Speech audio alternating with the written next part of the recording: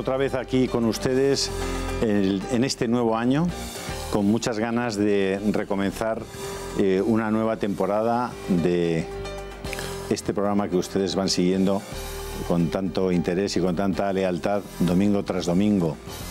Ellos sí pudieron.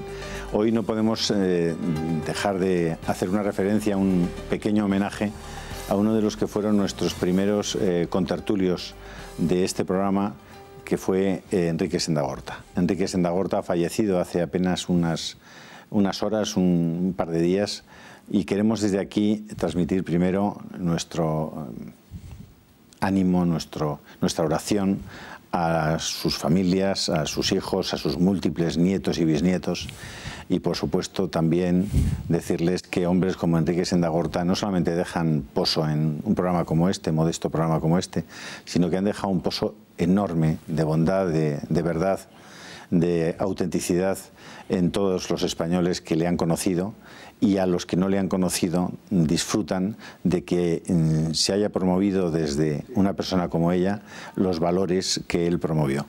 Así que desde aquí un enorme saludo, un afectuosísimo saludo a sus familiares, y que Dios esté ya recogiéndole en su seno a Enrique Sendagorta. Descanse en paz.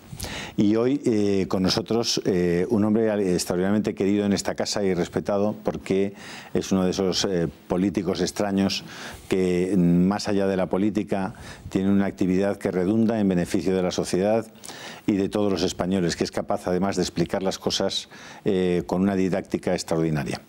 Queremos primero felicitarle el año a don Jaime Mayor Oreja. Muchas gracias. Yo también quiero sumarme al homenaje que acabas de hacer a don Enrique Sendagorta y a su familia, que sin duda ha sido un empresario y una persona absolutamente ejemplar en mi querida tierra del País Vasco y en España en su conjunto. Un vasco extraordinario. Excepcional, como y además vascos, con una capacidad de iniciativa, innovador, creador de una empresa fantástica, y que es un ejemplo para lo que deben ser los empresarios en el País Vasco y en el conjunto de España. Un tipo de verdad extraordinario. Ustedes pudieron ver en su momento la entrevista, la larga entrevista que le hicimos, y fue un disfrute humano e intelectual. Don Jaime, usted es one of us, es uno de nosotros. Hoy se ha sabido que el aborto en España volvió a causar el año pasado estragos en nuestra demografía, pero también estragos en nuestra psicología, en nuestra sociedad, que es probablemente una de las mayores corrupciones que sufre Occidente. Y España no solamente no se escapa de ello, sino que ha dispuesto una legislación que hace que el ser humano por nacer, el nasciturus, no tenga prácticamente ningún derecho, salvo si es hijo de la Casa Real, en cuyo caso sí que es protegida la sucesión a la corona. Pero si no es usted hijo de reyes en este país, su capacidad de ser protegido por las leyes es cero. Usted ha promovido One of Us. Bueno, he promovido One of Us con otro italiano que ese sí es ejemplar, que es Carlo Casini, muchos años presidente de la Comisión Constitucional en el Parlamento Europeo. Y es verdad que ahora nosotros vamos a transformar esta federación en una plataforma cultural. Es decir, queremos seguir agrupando a organizaciones que defienden la vida en todos los países europeos. Hoy eso es la realidad de One of Us, pero hemos decidido que en este año 2018 demos un paso más y queremos crear una plataforma cultural en la defensa de los valores cristianos, esencialmente, en la que se asocien muchos intelectuales pensadores de Europa.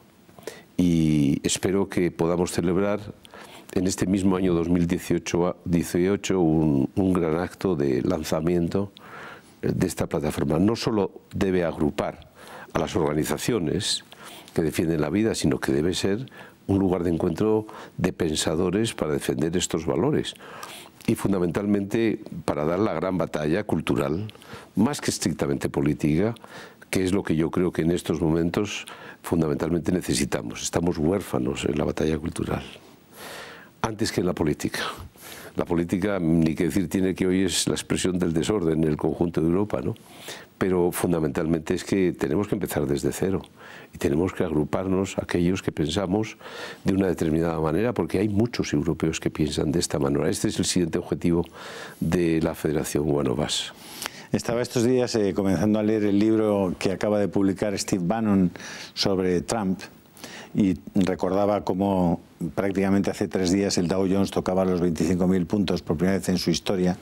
Y digo que recordaba esto porque cuando Donald Trump gana las elecciones, la mayor parte de las portadas conocidas en nuestro occidente periodístico daban por seguro que la bolsa iba a hundirse en el momento que ganara Trump, ¿no? Un año después, Estados Unidos está al 4,2% de paro, tiene, insisto, los datos más importantes de la historia, tanto en el Standard & Poor's como en el propio Dow Jones, y la economía americana está creciendo entre el 3,1 y el 3,2%.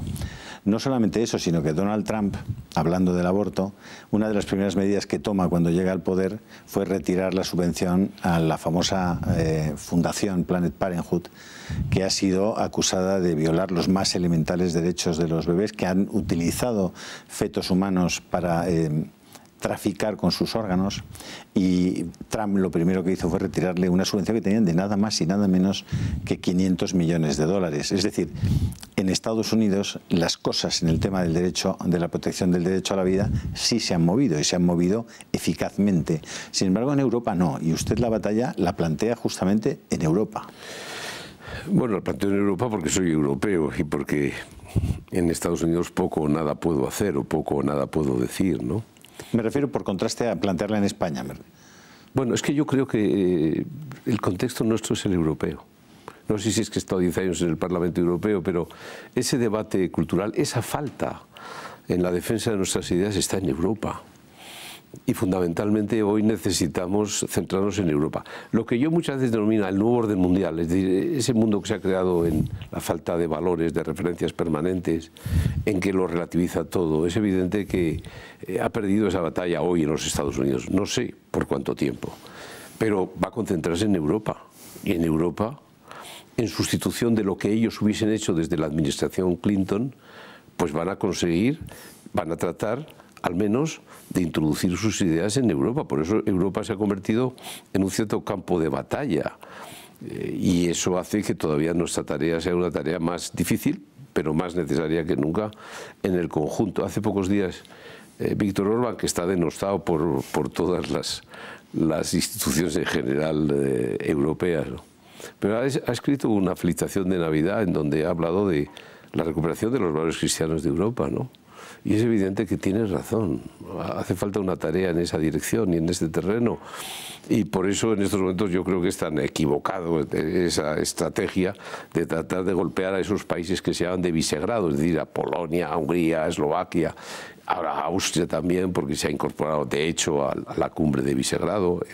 Y es un error, porque en vez de buscar una reconciliación en valores, eso que decía el Papa Benedicto XVI y Sarkozy, la laicidad positiva, busquemos puntos de encuentro en valores y en principios, tratando no de decir que la religión y la nación son valores predemocráticos, sino tratemos de, sabiendo que vivimos en un mundo más global que nunca, pues tratemos de encontrar en los valores nuestro fundamento común. Pues algunos se dedican a destruir aquello que está fuera de la moda dominante. Es un enorme error y es una torpeza en la que en estos momentos hay demasiadas personas europeas en esa misma batalla. ¿Es ese nuevo orden mundial al que usted se refiere el que manda en las instituciones europeas ahora mismo? Bueno, en todas las organizaciones supranacionales, ese nuevo orden mundial, es decir, esa expresión del relativismo, esa expresión de crear algo que reemplace la sociedad asentada en valores cristianos, pues tiene su fortín. Es decir, es la ONU en primer lugar, Naciones Unidas. En segundo lugar está el Parlamento Europeo. Podemos hablar de la UNESCO, podríamos hablar de la Organización de Estados Americanos. En general, lamentablemente se interpreta que la globalización, ese mundo global, tiene que asentarse en la nada, es decir, en el reemplazo de sociedades asentadas en valores cristianos. Y ellos tienen su palanca en ese tipo de institución. Por eso, injustamente, en el Parlamento Europeo yo he asistido muchas veces, porque he tenido que ayudar en la medida de mis modestas posibilidades a Orbán en mi grupo político, el Grupo Popular Europeo, del que forma parte Víctor Orbán, porque vi que había una campaña de absoluto descrédito, pero no por lo que estaba haciendo el gobierno, sino fundamentalmente por lo que estaba representando en esa defensa de esos valores cristianos. Y en vez de tratar de sumarse, en vez de tratar de encontrar puntos de encuentro, pues lo más fácil es la descalificación y el decir que esencialmente son unos populistas radicales. Bueno, pues ese error yo lo he tenido que sufrir en el seno de mi propio grupo político en el Parlamento Europeo. Por eso sé que hay una mayoría en el Parlamento Europeo, una mayoría, no es total, pero un trozo está muy decidido a la constitución de ese nuevo orden mundial. Y por eso ahora es tan importante saber la conclusión del gobierno de Alemania, porque hoy el desorden es la característica principal hoy de los países europeos y en general de las sociedades occidentales, ¿no? Y ese desorden evidentemente tiene un punto neurálgico hoy en Alemania. Y es evidente que Alemania ha sido la expresión del orden democrático. Desde la Segunda Guerra Mundial hoy no puede hacer un gobierno. Y ahora dicen que hasta Semana Santa. Es la expresión del desorden en el que vive hoy la sociedad occidental. Vivimos en el desorden. Ese desorden tiene probablemente mucho que ver con las tesis que defienden unos y otros en el tema de la inmigración.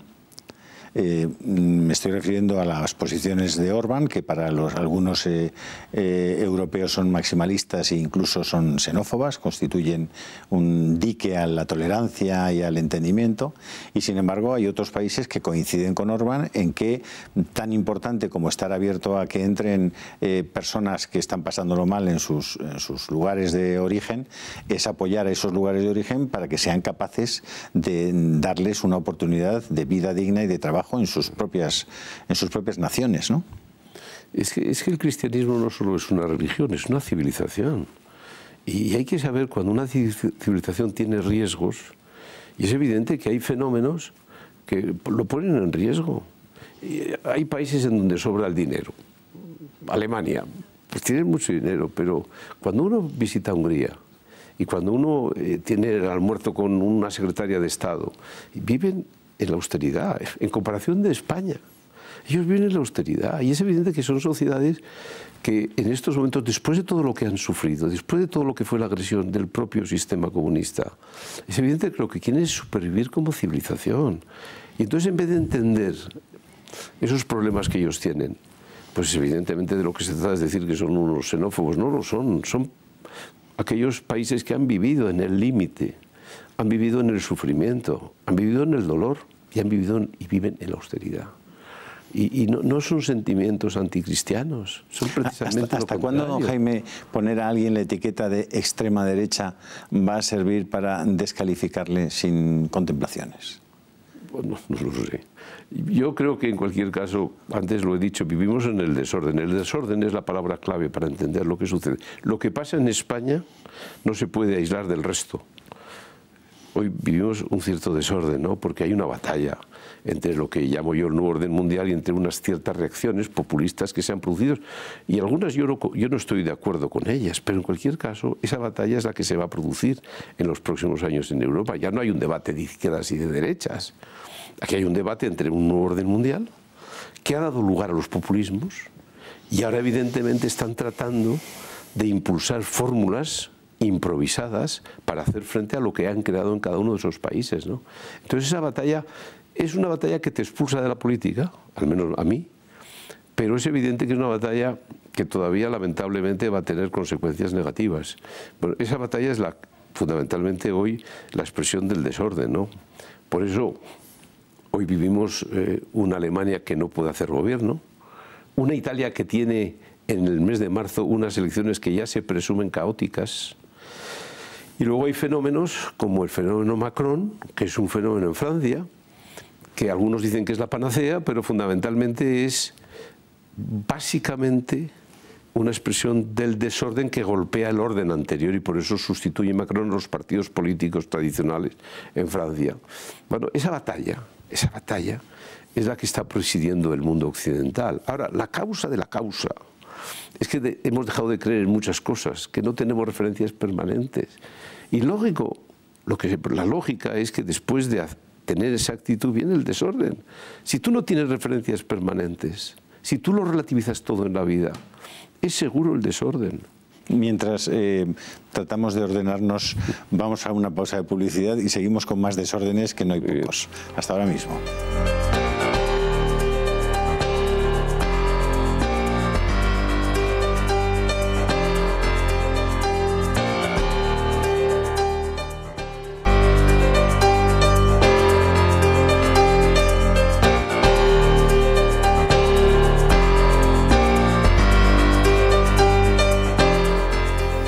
Estábamos hablando con don Jaime Mayor Oreja. Se pasa el tiempo muy rápido con usted, don Jaime. No, la vida se pasa muy rápido.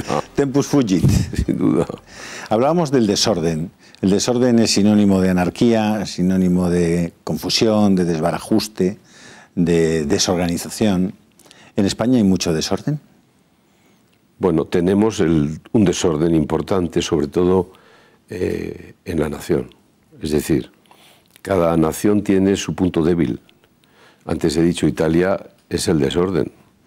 Y entonces tiene un frente desordenado, ¿no? Y Gran Bretaña, su punto débil era su duda, su vacilación de si en Europa o no. Y han tenido el Brexit, es decir, la fractura de la Unión Europea. El punto débil de España es la nación.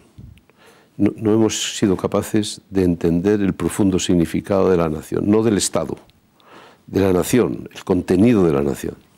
Y eso hace que hoy la nación está desordenada. Y además seguimos sin entender lo que es el movimiento nacionalista, que después del 21 de diciembre continúa. Y va a continuar.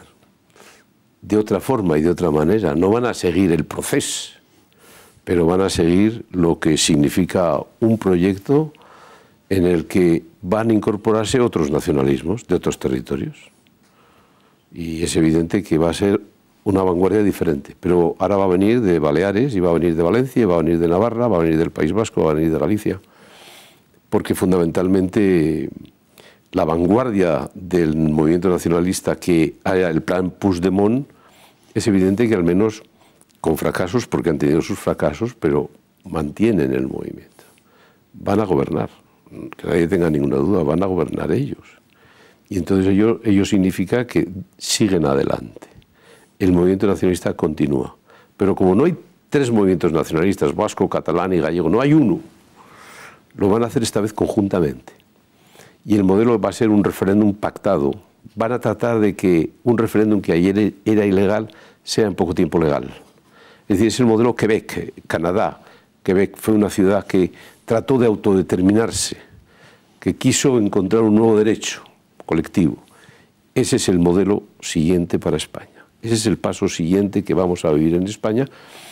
Parece que van a retranquearse los catalanes desde el gobierno, pero es evidente que van a tratar de, con otros, con parte de la izquierda y con los otros nacionalistas, tratar de introducir la autodeterminación como derecho. O un sucedáneo. Pero en ese juego de socatira, y usted que es vasco sabe muy bien qué es eso, consiste en una cuerda, debe arrastrar un equipo u otro hasta llevarla a un punto que se sitúa en un principio en el centro, pero que pronto pues es desplazado por la fuerza que tienen los oponentes, ¿no? En ese socatira que se da en España, hasta ahora no había una parte que hubiera cogido la maroma para estirar por la parte españolista, entre comillas, sino que había fuerzas nacionalistas que tiraban, iban llevándose la cuerda, prácticamente se la habían llevado ya a casa, ¿no? Quien ha venido a recoger esa cuerda han sido los propios españoles. Esas personas sin nombre y apellidos conocidos, pero que han sacado sus banderas de España a los balcones de Barcelona y de toda Cataluña, fenómeno que no había ocurrido, yo por lo menos no lo había vivido. Usted tampoco, don Jaime. No, yo viví una lucha contra una vanguardia del movimiento nacionalista, que fue ETA.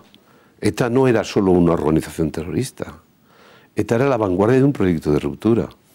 Y es verdad que en aquellos años, en los años 96, 97, 98, yo creo que supimos hacerle frente a la vanguardia.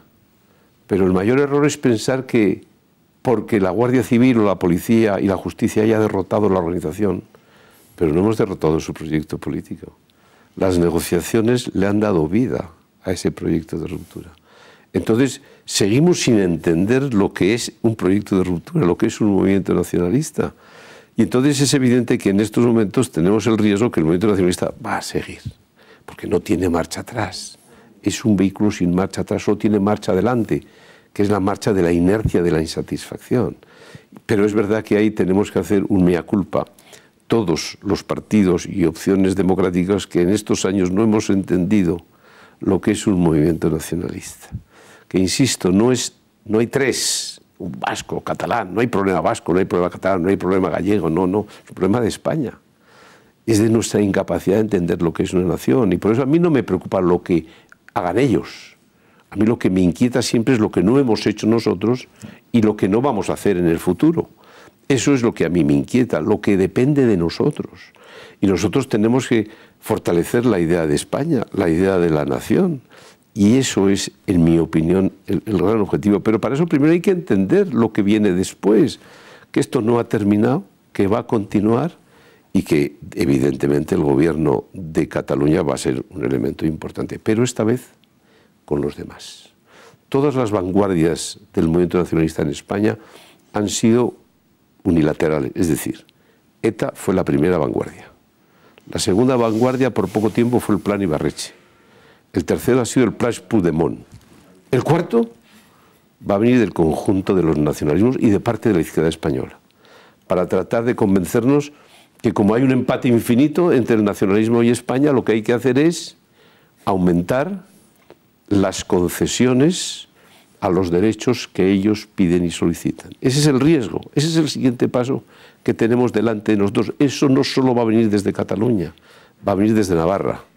¿No cree usted, don Jaime, desde otros territorios, que planteado eso así y viendo cómo incluso en algunas partes de España, en algunos sectores, pretenden ver en el movimiento nacionalista un movimiento casi romántico al estilo de Hölderlin, de la Alemania del siglo XIX, esos movimientos que se basaban en cosas muy amorosas, incluso en los valores cristianos? Fíjese cómo el propio Junqueras apela constantemente a su posición de situación de creyente, ¿no?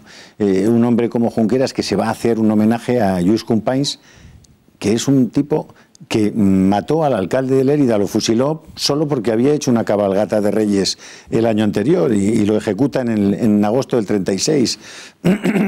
Con esa misma inconsistencia e incoherencia apelan para, digamos, para apoyar sus criterios nacionalistas, apelan al cristianismo. El cristianismo, si es algo, es universal. Es universal. Es decir, los que creemos sabemos que cuando decimos somos católicos, pero lo estamos diciendo es que somos universales, ¿no? Entonces hay un contrasentido, ¿no? Pero sobre todo hay otro contrasentido, es nuestra incapacidad de entenderlo. Es decir, el nacionalismo pudo en momentos determinados, lo acepto, nacer de un sentimiento. Pero como es un movimiento, el nacionalismo, no te quedas en el sentimiento. El movimiento te lleva del sentimiento al resentimiento. Entonces ahora estamos enfrente de un resentimiento. Los que defienden el nacionalismo, el movimiento nacionalista, fundamentalmente tienen un resentimiento profundo, sin razones. Un chico de 20 años, ¿por qué odia a España? Si solo ha vivido bien en España. ¿Por qué los vascos y los catalanes no entendemos que tenemos obligaciones históricas con España? ¿Qué hubiese sido del País Vasco o Cataluña sin España? ¿De dónde el bienestar que ellos mismos hoy disfrutan? Entonces, fundamentalmente ha podido el resentimiento. Un resentimiento que en el caso de ETA se incardinaba en un momento determinado en las sacristías. Bueno, tuvo su papel. Es decir, y que ahora en Cataluña le está pasando algo muy parecido, por lo que hemos visto en la posición de algunos obispos catalanes, ¿no? Sí, no lo niego, lo digo con dolor y casi con la boca pequeña, porque me produce dolor, ¿no? Pero es verdad que los que nacimos en los años 50 y convivimos con los que crearon ETA y con lo que generó ETA, en territorios, por ejemplo, en el Goierri, guipuzcoano, donde yo pasaba todos mis veranos, sabemos que aquello fue una mezcla en una coctelera de tres elementos. Primero, la belleza de los paisajes, es decir, un cierto idealismo. Luego, evidentemente, fue un marxismo que se estableció en el País Vasco como zona industrial. Y luego, tercero, también que el domingo se santificaba ese movimiento con los mendigosales subiendo a las montañas guipuzcoanas, ¿no? Entonces, ese cóctel de esos tres componentes, lo rural, lo industrial y lo religioso, al final provocó, curiosamente, una destrucción de la esencia de la Iglesia, ¿no? Por eso, en esas comunidades, el índice de religiosidad es bajísimo. Bajísimo. Son sociedades en las que se ha dado la espalda, esencialmente, a lo trascendente, a Dios. Y entonces es evidente que en esas sociedades, precisamente porque se ha alentado el resentimiento, han dejado de ser esencialmente cristianas, ¿no? Y por eso tenemos los porcentajes más bajos de religiosidad, de práctica religiosa, que en cualquier otro rincón de España. Pero siendo así las cosas, ¿no le parece a usted que si alguna batalla es preciso dar, es la batalla de la información y de la cultura? Sí, y yo diría algo que no depende de nosotros y que otra vez volvamos a creer, ¿no? En términos religiosos y en otros términos, no solamente religiosos, ¿no? Pero hasta que no haya un cambio de conciencias individuales, hasta que no cambien las personas, pues es evidente que seguirá el movimiento. El movimiento basado en la insatisfacción y en el resentimiento y en el odio, ¿no? Por eso tiene un trasfondo cultural, yo diría casi que antropológico, es decir, derivado de las personas que ha creado este movimiento terrible, ¿no? Porque si hoy Sabino Arana, si hubiese visto hoy, y lo verá probablemente, lo que ha sucedido en nuestra querida tierra, en ese terreno, pues probablemente no le gustaría, porque él nació desde una religiosidad muy profunda, incluso desde un cierto misticismo. Yo creo que en un momento determinado, radical y exagerado, ¿no? Pero el resultado es el que es. Que ese movimiento aparentemente romántico, pero que al final se manifiesta en leyes que abusan y conculcan los derechos de los que no están de acuerdo con ellos, como ha ocurrido en el País Vasco, como ocurre en Cataluña y como puede empezar a ocurrir muy pronto en Baleares, en Valencia o en la propia Galicia, ¿no? Ese movimiento probablemente solamente puede ser combatido con un esfuerzo enorme, ahora probablemente ya titánico, de información, de cultivar las inteligencias y las almas de un montón de gente que ni siquiera, al ver que ha habido 2.250.000 tíos que han votado contra el independentismo frente a 2 millones que han votado a favor, no son capaces de aceptar que desde esa posición no hay hoja de ruta independentista que se mantenga en un escenario de libertad y de Estado de Derecho. Pero la va a haber, es decir, no debería, pero la va a haber. Es decir, el movimiento nacionalista no puede detenerse, es imparable por su propia naturaleza. Como antes he dicho, no tiene marcha atrás, no tiene marcha adelante. Tenemos que parar el conjunto de los españoles, que nos parece que eso es un disparate, ¿no? Por eso yo siempre digo que hay que poner pie en pared en un momento determinado. No lo hemos puesto. Fundamentalmente esa asignatura es una asignatura, diré, esa cursilada dependiente en la sociedad española, ¿no? Pero es que yo siempre digo que los que decimos que somos cristianos tenemos una obligación adicional. No podemos quedarnos nunca en la superficie de lo que sucede, tenemos que ir a la raíz de lo que sucede. Y tenemos que entender lo que fue ETA, lo que es el plan Puigdemont, lo que es el plan Ibarretxe, lo que es el movimiento nacionalista. No podemos quedarnos en el escenario que nos gustaría que fuera, pero que no es. Es verdad que Ciudadanos ha realizado una proeza en Cataluña, ha ganado las elecciones, pero no hay ninguna posibilidad. Van a gobernar las fuerzas independentistas, habiendo hecho todo lo que han hecho. Usted de eso sabe algo también. No le fue mal en una campaña electoral en el País Vasco, pero no y sin embargo... No, ganamos.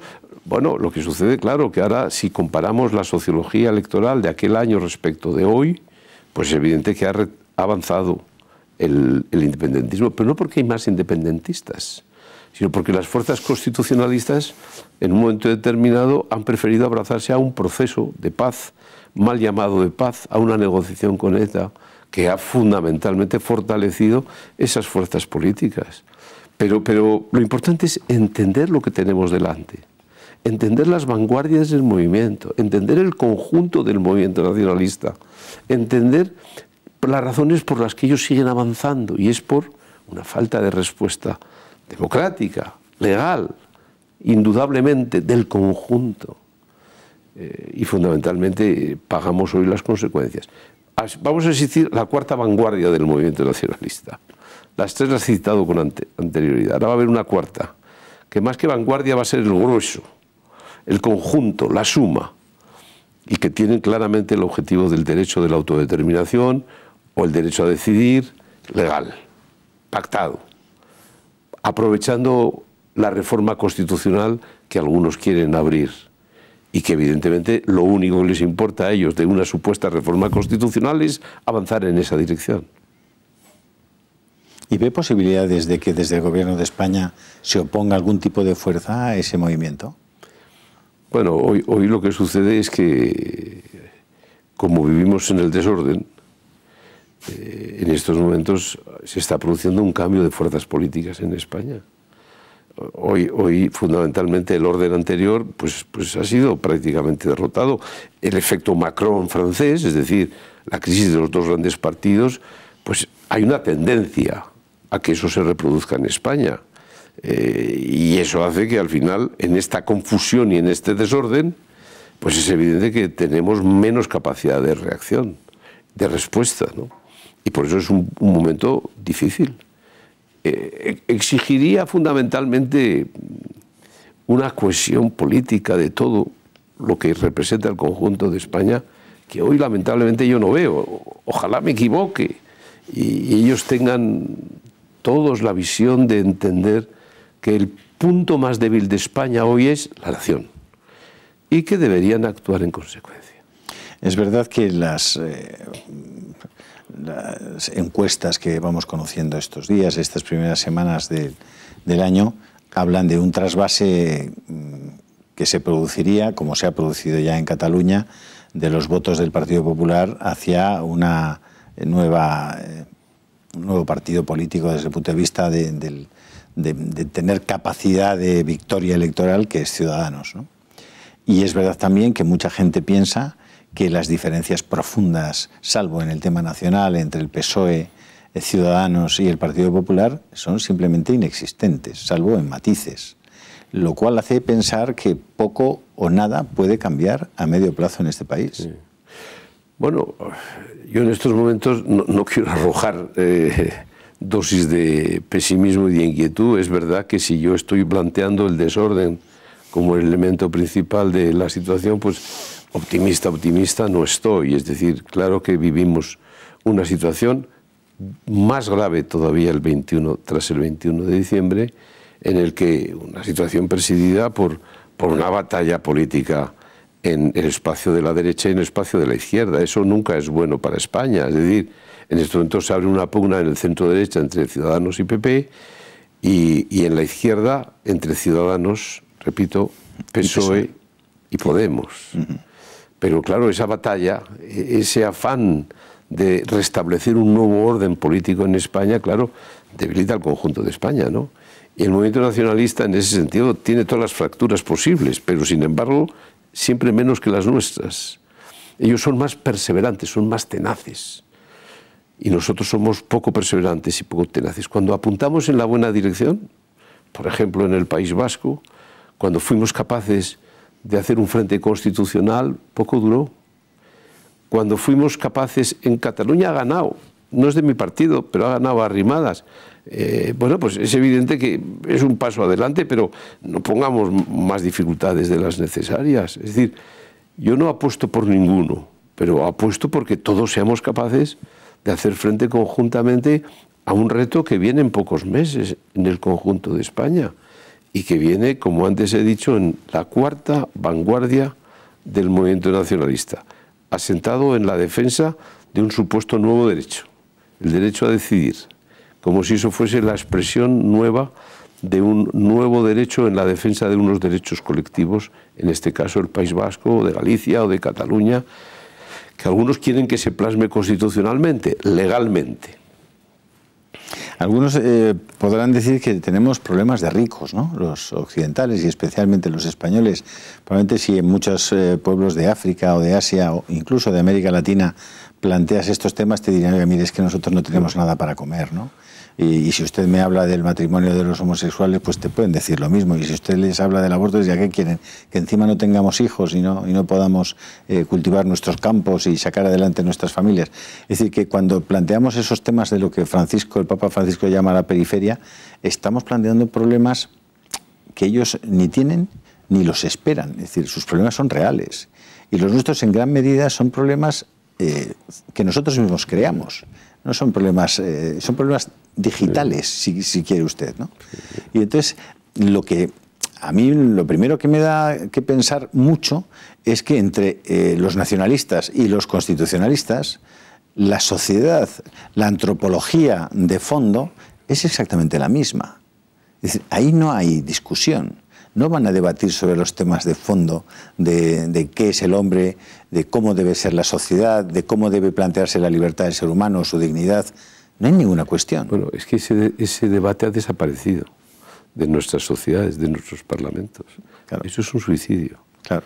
Es decir, yo entiendo que hay que fijarse en la periferia, pero, atención, el núcleo de las sociedades democráticas es Europa, es el Occidente, ¿eh? Y estamos hoy sin debate en esos terrenos. Hoy ya se da por perdido. Por eso es la plataforma cultural que yo planteo de Bueno Vas. Hay que ir a ese debate antropológico. Ese debate no puede ser incompatible con nuestro bienestar. Es que de esta manera perderemos al final el bienestar, perderemos la civilización. ¿Y le parece razonable que no haya ningún partido, que no haya partidos políticos en Europa que defiendan ese otro modelo antropológico? Me parece, insisto, una enorme equivocación, incluso un cierto suicidio. Esa sensación de que el debate de los valores pertenece al ámbito individual y que no debe tener una expresión política es un error profundo. Pues si lo estamos viendo ahora ya. El desorden que vivimos es precisamente por esa actitud, por haber hecho desaparecer de nuestro debate político esos temas. ¿Cómo va a ser un tema indiferente la familia, el matrimonio, la defensa de la vida, la dignidad de la persona? Eso es jugar con el núcleo de nuestra civilización. Y de ahí que nosotros, o algunos nos preocupe, que hay instituciones que deberían de estar en esa batalla cultural. No protagonizarlo como la Iglesia, pero debería animar, estimular a muchos que queremos dar esa batalla y animar a que esa batalla se dé. Y a veces yo tengo la sensación de que se prefiere no dar esa batalla porque se piensa que ya hemos sido derrotados. Y eso no es así. Hay millones de europeos que coinciden con estas posiciones. De ahí que empezar desde cero en esa batalla cultural.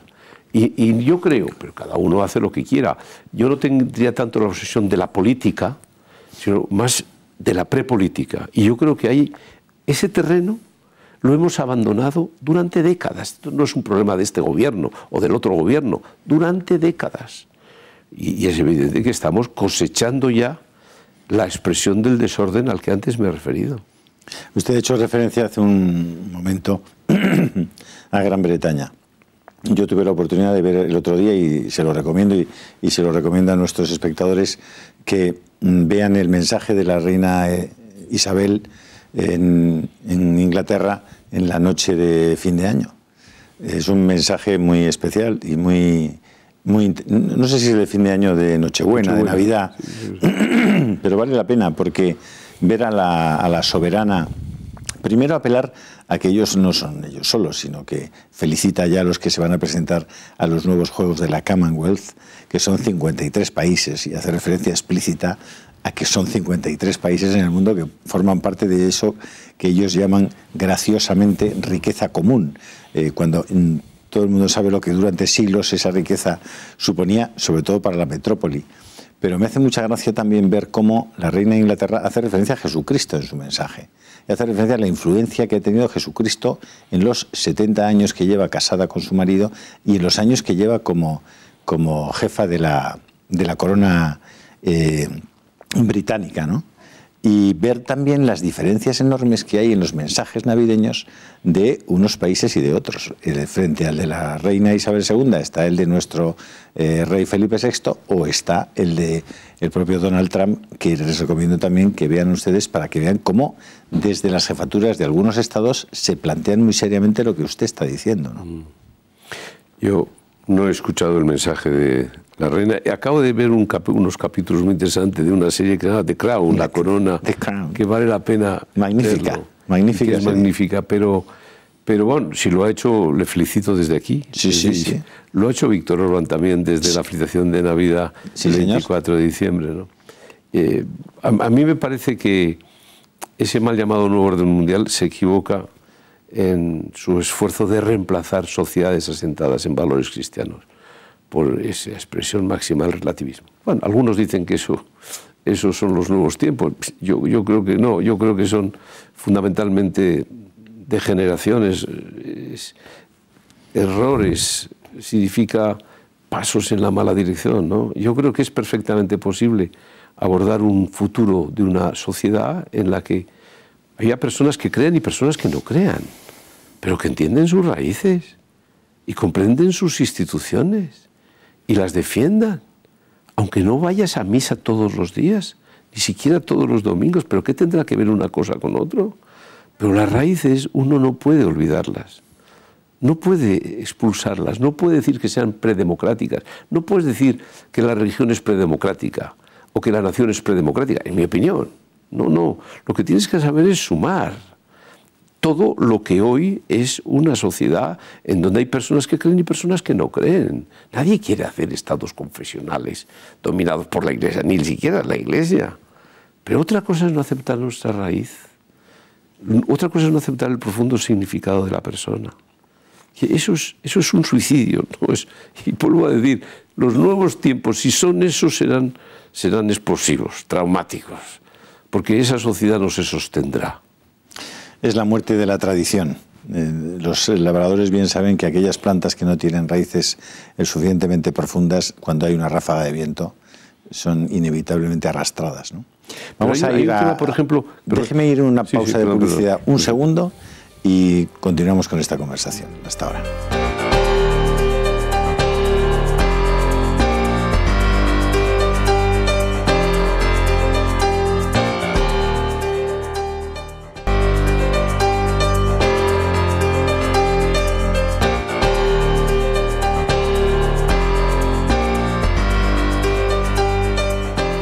Hemos interrumpido nuestra conversación con la reina de Inglaterra. Sí. No, yo decía que en estos momentos yo creo que los británicos que han tomado una decisión arriesgada, que yo no comparto, que es el Brexit, pero van a tener que hacer un gran esfuerzo de recuperar los valores. Ellos han tenido siempre un instinto de supervivencia, ¿eh? No quiero recordar lo que pasó en los años 40, ¿no? Pero es evidente que tenemos que hacer todo ese esfuerzo, que eso no sea considerado como una marcha atrás, ni como una vuelta a la historia. No, es fundamentalmente mirar al futuro y entender que en las sociedades o crees en cosas. La nada no produce cohesión alguna. Solo el ganar más dinero no produce ningún efecto de cohesión. Se necesitan principios y valores y tenemos que encontrar eso, sí, una reconciliación de valores en los que creer conjuntamente. Pero usted habla constantemente del desorden y de una reflexión ética. Y yo voy a Italia y me encuentro con gente debatiendo sobre problemas éticos seriamente.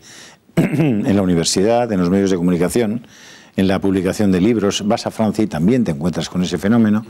En España no veo absolutamente ningún debate sobre la ética. Estamos al borde de encontrarnos con una sociedad que cambia de paradigma con la ciborgización, es decir, con la conversión de seres humanos, mezclas entre máquinas y hombres, donde la ética va a jugar un papel esencial.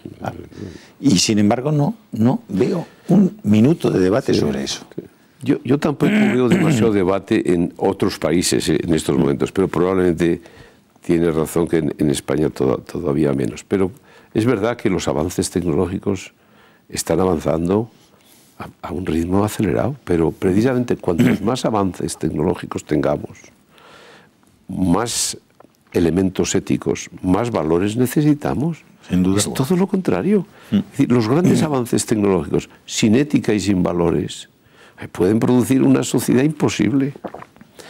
Unos avances éticos asentados en la nada van a producir todo tipo de disparates, ¿no? Por eso lo urgente no es parar la ciencia. La ciencia no se puede parar ni se debe detener. Pero sí tenemos que reforzar nuestro elenco de valores, nuestra jerarquía de valores, que los hemos sustancialmente modificado. Hemos modificado la jerarquía de valores en el seno de nuestra sociedad. Y eso es la corrección, no detener la ciencia, pero sí introducir otra jerarquía de valores en nuestras vidas. Hace falta un cambio de actitud personal, millones de cambios de actitud personal. Y de ahí la cierta incapacidad política para resolver la crisis, porque lo que se precisa es un cambio de actitud personal humana. Pero que ha permitido que hayamos ido a una sima cada vez mayor entre los pobres y los ricos. En España las diferencias salariales entre los que más ganan y los que menos se ha potenciado en los últimos 10 años extraordinariamente. En el resto del mundo es una obviedad que las diferencias entre países pobres y ricos son extraordinarias. Como es una obviedad que el poder está concentrado en el mundo y también en España cada vez en menos manos. El poder financiero en nuestro país está en 4 bancos, el poder de los medios de comunicación en prácticamente 2 o 3 grandes corporaciones. En el mundo occidental está pasando prácticamente lo mismo y los seres humanos que hoy, recuerdo cuando se planteaba Servan Schreiber en los años 80 el tema de China, de los chinos trabajaban por un plato de arroz y una cama. Hoy muchísimos occidentales están trabajando por un plato de McDonald's y una cama. Están siendo incapaces de organizar sus propias familias y su propio futuro porque no tienen una esperanza de trabajo digno ni de gratificación digna. Y sin embargo hemos sido prácticamente corderos entregando nuestra privacidad y una parte importante de nuestra libertad a 4 corporaciones enormes. El otro día Apple reconocía pues que, por supuesto, están espiándonos a todos y lo saben todos sobre todos nosotros, sin que parece que eso le importe a nadie, y reconocía públicamente que había introducido unos cambios en las baterías de sus iPhones y se quedaba tan pancho para hacer que duraran menos. Y no les ha pasado absolutamente nada. Bueno, yo me quedo con la reflexión inicial que ha hecho, ¿no? Que es la desigualdad excesiva y exagerada tiene que ser corregida, ¿no? No soy socialista, ni soy comunista, pero eso no tiene nada que ver con el hecho de que yo no me dé cuenta que en ese cambio de valores nosotros no podemos seguir favoreciendo la actual desigualdad en los términos en los que actualmente se produce. Pero hay una desigualdad intelectual muy fuerte, don Jaime, que parte de la utilización de los dispositivos móviles. A mí me parece que ahí se está produciendo en las redes sociales y en los dispositivos móviles, que son extraordinariamente positivos en cuanto a su capacidad, digamos, de construir cosas buenas. Sin embargo, está produciendo una incapacidad para la reflexión a la gente, para una reflexión profunda, que da miedo. Sí, sí. Yo no soy un experto en las nuevas tecnologías, lo tengo que reconocer, pero es verdad que lo que más me inquieta es que el tiempo que dedicamos simplemente a la información en el sentido superficial, lo restamos a la reflexión. A la formación. Es decir, uno tiene que saber interiorizar, uno tiene que saber leer y al mismo tiempo luego dedicar un tiempo para pensar. Uno tiene que profundizar, uno no puede quedarse en la superficie. Las nuevas tecnologías, si nos reducen el tiempo de reflexión, con ello fracasaremos todos. Es decir, que es evidente que lo más inquietante es que somos peores personas. No somos personas si no dedicamos tiempo a interiorizar los datos crecientes que tenemos, que está muy bien, pero si eso te resta tiempo a tener un criterio personal, independiente, propio, estamos fracasando. La educación en valores debe ser esencial en el futuro. Hay que educar a personas. Usted recordará como yo que cuando entrábamos a la universidad nos decían que aparte del espíritu universal que tenía por su propia naturaleza la universidad, el componente más importante era el espíritu crítico. Es decir, el ser capaces de recibir información, formación o análisis, pero al mismo tiempo hacer esa interiorización que usted dice y apelar a nuestros propios criterios, nuestra propia conciencia para dar una respuesta personal a eso, ¿no? El espíritu crítico ha desaparecido materialmente de nuestras sociedades y la basura que producen fundamentalmente las grandes televisiones hace que la gente esté completamente desnuda frente a esa invasión cultural que les coloca en eso, en lo que llaman la posverdad, que no es más que la mentira. Sí, sí. Yo no digo en el colegio, porque esas cosas no se aprenden en el colegio, ni se aprenden en la universidad, en mi opinión, al menos yo. Pero la propia vida lo que te enseña es que lo más importante es que tú seas independiente, no individualista, independiente. Que tengas la capacidad de tener criterios propios, incluso respecto de las instituciones que más aprecias y que más valora, y que estás dentro de ellas. Pero lo importante de una persona es que sea independiente, que no se deje secuestrar ni por el interés, ni se deje de secuestrar por la moda dominante, sino que tenga la capacidad de ser uno mismo. Esa es la expresión máxima de la persona. Yo, lo que más he valorado en mi acción política es que, como siempre, no al 100%, pero generalmente he sido independiente. Y cuando he discrepado de mi partido, pues se ha notado que he discrepado de mi partido, y lo he dicho muy pocas veces. Y cuando he discrepado de determinadas acciones, incluso hasta de la propia Iglesia, he tenido el criterio de poderlo hacer. ¿Por qué? Porque tienes que ser persona, y porque tienes que aceptar la existencia de instituciones y formar parte de ellas. Pero tienes que tener siempre una independencia, yo diría que insobornable. Nosotros en Intereconomía vamos a comenzar dentro de pocos días una campaña en la que les planteamos a los españoles que el 2018 van a tener que elegir entre autonomías o pensiones.